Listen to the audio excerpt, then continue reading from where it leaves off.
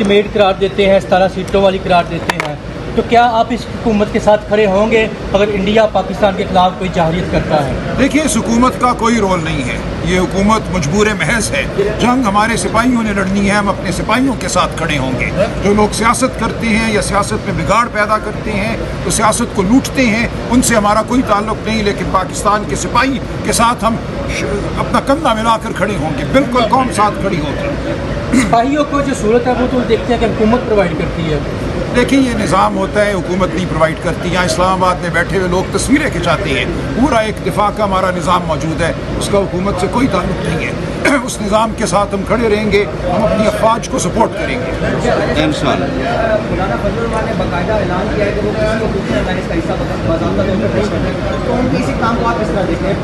देखिए, ये उनकी मर्जी है। हम ये चाहते थे कि वो बाकायदा हमारा हिस्सा बने तहरीक तहफ़्फ़ुज़ आइन का। उन्होंने अगर किसी मसलहत के तहत ऐसा करना मुनासिब नहीं समझा तो कोई बात नहीं। हम पाकिस्तान की सबसे बड़ी जमात हैं, हमें किसी की ज़रूरत नहीं। ताहम उन्होंने ये कहा है कि वो हमारा साथ देने को तैयार हैं। मौक़ों पर जब आइन के लिए, कानून के लिए उठना होगा तो हम तवक्को रखते हैं कि वो हमारे साथ उठेंगे। वो हमारा बाकायदा तौर पर हिस्सा हों या ना हो। हम पाकिस्तान के अवाम का एतमाद रखते हैं, हमें किसी की ज़रूरत नहीं। लेकिन हमारे साथ अख्तर मेंगल साहब हैं, महमूद खान अचकज़ई साहब हैं, GDA की जमात सिंध में हमारे साथ हैं, हमारे साथ और बेशुमार लोग हैं जो रोज़ हमसे रब्ता कर रहे हैं, हमारे साथ शमूलियत इख्तियार कर रही है। इसलिए इस हवाले से कोई फ़िक्र ना रखें, हम अकेले नहीं हैं, पाकिस्तान की कौम हमारे साथ है।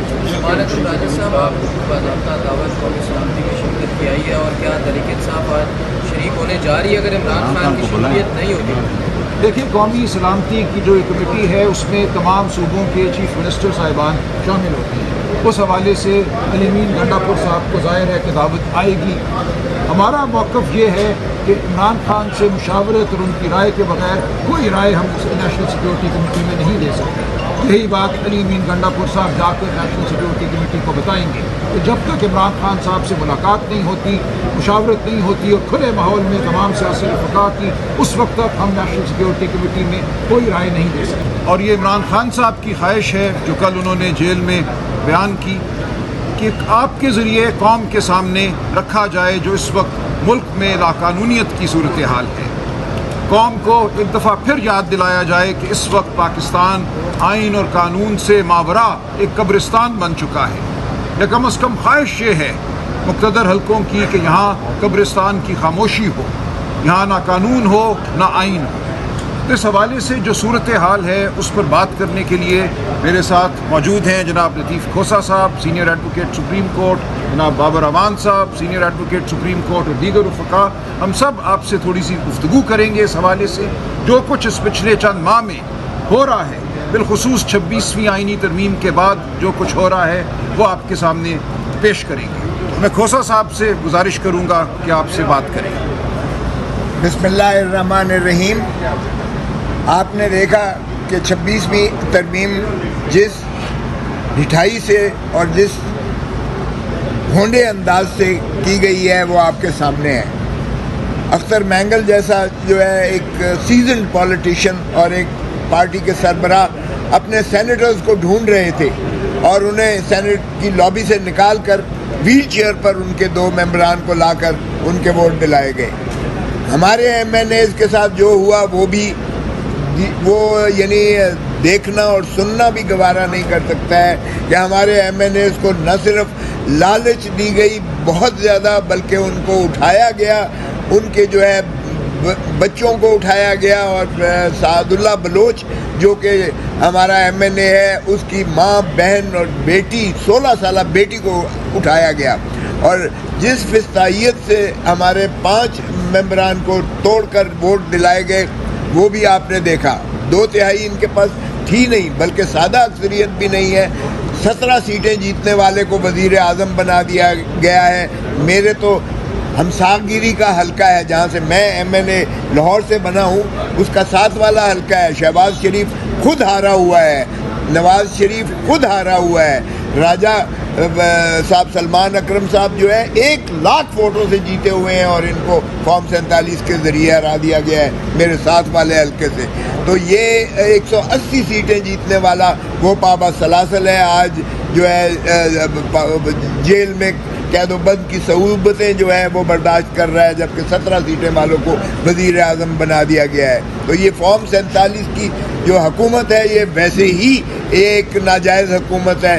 اس پارلیمان میں جو ماشاءاللہ گھس بیٹھے ہیں یہ عوام کے نمائندے نہیں ہیں، اور اس لیے فسطائیت کی انتہا کی جا رہی ہے۔ اور 26ویں ترمیم جنہوں نے پاس کروائی ہے، میرے خیال میں بھٹو صاحب کی اور رانی شہید بے نظیر بھٹو کی روح تڑپ رہی ہوگی، جس طریقے سے بلاول بھٹو زرداری ہلکان ہو کر جس طریقے سے 26ویں ترمیم کر رہے تھے، اور جس طرح منہدم کر دیا انہوں نے ایک تیسرے ستون کو، ریاستی ستون کو، جسے عدلیہ ٹرائکوٹمی آف پاور، 3 ستونوں پر ہمارے آئین کا جو ہے استوار کیا گیا۔ چوتھا ستون آپ تھے جو میڈیا ہے، میڈیا کو بھی پیکا کے ذریعے اس کو بھی جو ہے منہدم کر دیا گیا، اس کو بھی زیر نگین کر کے تابع کر دیا گیا ہے۔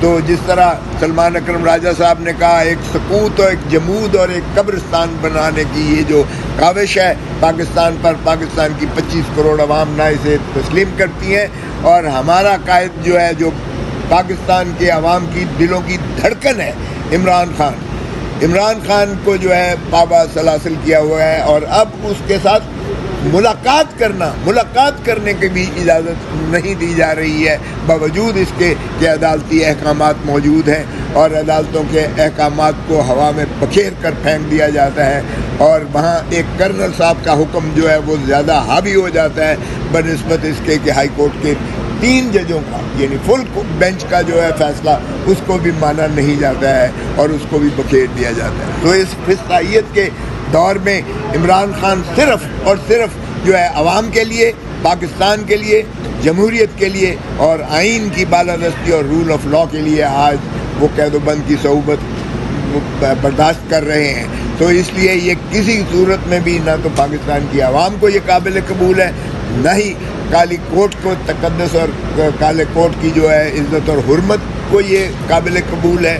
اس لیے پاکستان کے نہ صرف عوام، پاکستان کی وکلاء برادری اور پاکستان کی عوام اور پاکستان کا صحافی جو ہے وہ نالا ہے۔ اور آج آپ سندھ کو دیکھیے گا تو سندھ بھی جو ہے وہ پورا احتجاج کنہ ہے، وکلاء سڑکوں پر ہیں، عوام سڑکوں پر ہیں، کسان سڑکوں پر ہیں، تنخواہ دار طبقہ سڑکوں پر ہے، سبھی ہیں۔ اور آج ہندوستان کو یہ جرأت ہوئی ہے کہ یک طرفہ اس نے جو ہے سندھ معاہدہ کو جو ہے منسوخ کر دیا گیا ہے، اور ہمارے تاشیز کو نکال کر اور ہمارے پاکستانیوں کو انہوں نے ویزے منسوخ کر کے انہوں نے کہا ہے کہ 48 گھنٹے کے اندر نکلیں۔ اتنی بے عزتی آج تک کسی حکومت میں نہیں ہو سکتی ہے جتنی اس حکومت، کیونکہ یہ نمائندہ حکومت ہے نہیں، اس لیے میں سمجھتا ہوں کہ عمران خان کو فوری مخلصی دی جائے، کیونکہ فوری عمران خان کی مخلصی سے ہی یہ قوم یکجا ہو سکتی ہے اور معاملات آگے